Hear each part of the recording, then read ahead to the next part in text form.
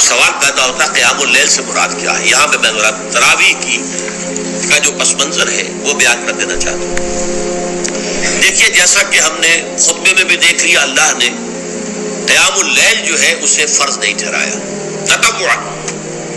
قرآن مجید میں بھی اس کا کوئی ذکر نہیں، احادیث میں اس کی تشویق و ترغیب پوری موجود ہے۔ ایک اور حدیث بھی ہم بعد میں پڑھیں گے اس پر۔ اس کا پس منظر کیا تھا کہ اس کو چھوڑ دیا گیا۔ اب ظاہر بات ہے مسلمانوں میں کمزور بھی ہیں، مسلمانوں میں وہ مزدوری کرنے والے بھی ہیں، روزہ تو فرض ہے ان پر، چاہے مئی کا مہینہ ہے اور گندم کاٹنی ہے، روزہ تو پھر بھی رکھنا ہوگا، یہ سب کچھ ہے۔ لیکن یہ کہ رات کو پھر کھڑے رہنا ان کے لیے، جاگنا ممکن نہیں ہے، لہذا ان کے اوپر یہ چیز فرض نہیں۔ حضور نے تراویح کی نماز یا قیام اللیل نہ اسے فرض قرار دیا، نہ اس کے بعد جماعت کوئی اہتمام کیا مستقل۔ صرف 3 راتیں آپ نے جماعت کروائی ہے، اس میں 8 رکعتیں آپ نے پڑھی ہیں کہ جو آپ کا معمول تھا تہجد کا وہ پڑھی، اور تہجد کے وقت ہی جماعت کرائی ہے۔ یہ ہے وہ حدیث۔ اس کے علاوہ کسی نماز تراویح جو ہے جو ہم پڑھتے ہیں 20 رکعتیں عشاء کے ساتھ متصل، اس کا کوئی ذکر نہ دور نبوی میں ہے نہ دور صدیق اکبر میں ہے۔ یہ دور حضرت عمر کی خلافت میں ہوا ہے، اور ہم نہیں کہہ سکتے کتنے سال کے بعد ہوا ہے۔ حضرت عمر رضی اللہ تعالیٰ عنہ کی خلافت کا دور جو ہے وہ تو 10 برس ہے، ہو سکتا ہے 5 برس کے بعد ہوا ہو، 6 برس کے بعد ہوا ہو، 12 ہوا ہے اور کیا ہے۔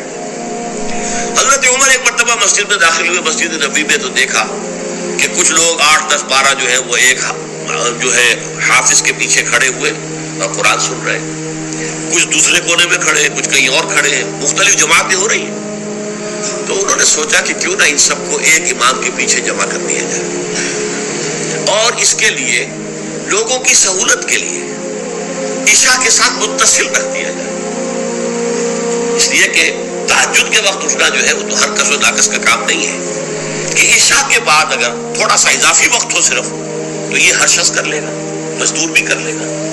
لہذا آپ نے یہ نظام تجویز فرمایا کہ عشاء کے متصلاً بعد 20 رکعت نماز پڑھی جائے اور ایک امام کے پیچھے پڑھی جائے۔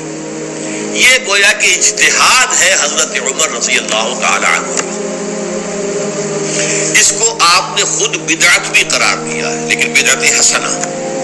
بدعت کس اعتبار سے؟ لغوی اعتبار سے، نئی بات، اس لیے کہ حضور کے زمانے میں نہیں تھی، تو یہ اس طریقے سے ایک نئی بات ہے۔ لیکن یہ بات چونکہ بہت اچھی ہے، بہت عمدہ ہے۔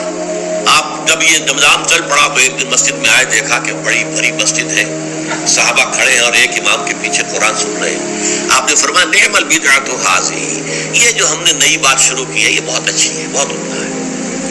اب یہاں سے فرق واقع ہو گیا ہے۔ ایک تو اہل تشیع جو ہیں وہ تو ویسے ہی حضرت عمر سے بہت دشمنی رکھتے ہیں، عناد رکھتے ہیں، تو حضرت عمر کے اجتہادات سے انہیں نفرت ہے، انہیں دوری ہے، چاہے وہ کوئی سا بھی حضرت عمر کا اجتہاد ہو۔ ہمارے ہاں اہل حدیث حضرات بھی در حقیقت حضرت عمر یا کسی اور خلیفہ راشد کے فعل کو وہ سمجھتے ہیں کہ یہ ایگزیکٹو آرڈرز ہیں، یہ ہمیشہ کے لیے نہیں ہے۔ حضرت عمر نے اپنے دور میں ایک نظام قائم کیا، ان کے دور کے لیے ٹھیک تھا، یہ ہمیشہ کے لیے نہیں۔ ہمیشہ کے لیے وہ 8 ہی رکعت کے قائل ہیں، وہ تہجد والے، لیکن اس میں بہرحال انہوں نے بھی خود یہ اضافہ کیا ہے کہ وہ 8 رکعتیں وہ عشاء کے ساتھ متصل پڑھتے، تہجد کے وقت تو نہیں پڑھتے۔ اور حضور نے تو صرف 3 روز جو ہے وہ کرائی تھی جماعت، وہ لوگ 30 دن یا 29 دن پڑھ رہے ہیں، تو اضافہ تو انہوں نے بھی کر دیا، تو نظام میں تبدیلی تو ہو گئی۔ لیکن اہل سنت جو کہلاتے ہیں، ہمارے جو 4 جو ہیں، جو ہمارے مسلک ہیں، حنفی، مالکی، شافعی، حنبلی، ان کا اتفاق ہے اس پر حضرت عمر کا، کیونکہ ان کے سامنے اصول یہ ہے کہ حضور نے فرمایا علیکم بسنتی وسنت الخلفاء الراشدین المہدیین، تم پر لازم ہے کہ میری سنت کو پکڑو مضبوطی کے ساتھ، اور میرے خلفاء راشدین مہدیین جو ہیں ان کی سنت کو پکڑو۔ اس اصول سے یہ 4 فقہ جو ہیں حضرت عمر کے اجتہادات جو ہیں ان کو بھی پابندی سمجھتے ہیں کہ تمام عمر کے لیے، قیامت تک کے لیے امت مسلمہ پر ان کی پیروی لازم ہے، لہذا اس میں اجماع ہے۔ اور یہاں تک کہ یہ سب سے آخری جو اس میں مسلک پیدا ہوا ہے زمانی اعتبار سے، سب سے پہلے مسلک جو ہے حنفی پیدا ہوا ہے، پھر مالکی پیدا ہوا ہے، پھر شافعی پیدا ہوا ہے، اور پھر حنبلی آخری ہے۔ اور امام احمد ابن حنبل بہت بڑے محدث بھی ہیں. مسند احمد ابن حنبل جو ہے وہ بہت بڑی کتاب ہے, بہت اہم کتاب ہے, جامع کتاب ہے. تو ان کے ہاں بھی 20 رکعتیں ہیں. چنانچہ حرمین شریفین میں, سعودی عرب میں, مکے اور مدینہ منورہ میں جو نماز تراویح ہوتی ہے اس کی 20 رکعتیں ہیں. لیکن اہل حدیث حضرات جو ہے وہ اس 8 کے اوپر اکتفا کرتے ہیں. بہرحال یہ ایک اختلاف ہے جو میں نے اس کا پس منظر بیان کر دیا. لیکن اس 20 رکعت نماز سے ادا کرنے سے, جو کہ زیادہ سے زیادہ 50 منٹ یا 1 گھنٹہ لگتا ہے, اس سے وہ قیام اللیل کا حق ادا نہیں ہوتا. قیام اللیل کا تو کچھ اور ہی تقاضا ہے.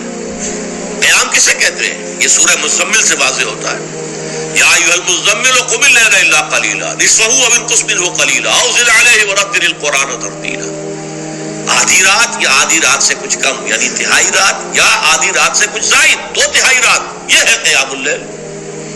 چنانچہ سورہ مزمل ہی کی آخری آیت جو دوسرا رکوع مشتمل ہے جس پر, اس میں صاف کہہ دیا گیا ان ربک یعلم انک تقوم ادنی من ثلثی اللیل ونصفہ وثلثہ وطائفۃ من الذین معک. اے اللہ کے نبی, اللہ خوب واقف ہے کہ آپ بھی اور آپ کے ساتھ ایک جماعت بھی رات کو کھڑی رہتی ہے, 2/3 رات یا آدھی رات یا 1/3 رات. تو یہ سارا معاملہ جو ہے قیام اللیل کا, گویا کہ کم سے کم 1/3 رات پر اس کا اطلاق ہو سکے گا, یہ نہیں کہ 1 گھنٹے. اور اس کے ضمن میں دیکھیے حدیث پڑھیے, 30ویں حدیث ہے. عن عبداللہ ابن عمرو بن العاص رضی اللہ تعالی عنہ. یہ وہی عبداللہ ابن عمرو ہے جن کی میں نے آپ کو حدیث پہلے سنائی ہے. یہ ساری رات کھڑے رہتے تھے, پوری رات, اور ہر روز روزہ رکھتے تھے جس کو حضور نے منع کیا, لا تفعل, مت کرو ایسا. رضی اللہ عنہما, یہ خود بھی صحابی ہیں اور ان کے والد عمرو بن العاص بھی صحابی ہیں. ان رسول اللہ صلی اللہ علیہ وسلم قال, کہ اللہ کے رسول صلی اللہ علیہ وسلم نے فرمایا, الصیام والقرآن یشفعان للعبد. روزہ اور قرآن بندے کے حق میں شفاعت کریں گے.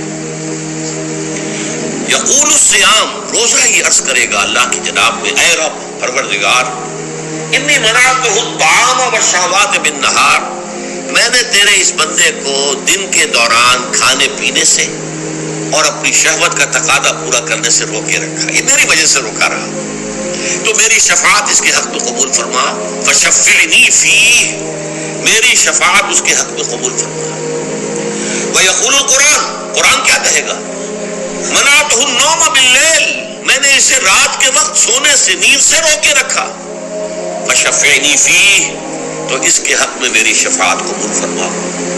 حضور فرماتے ہیں فیشفعان, ان دونوں کی شفاعت قبول کی جائے گی. یہ ہے قیام اللیل.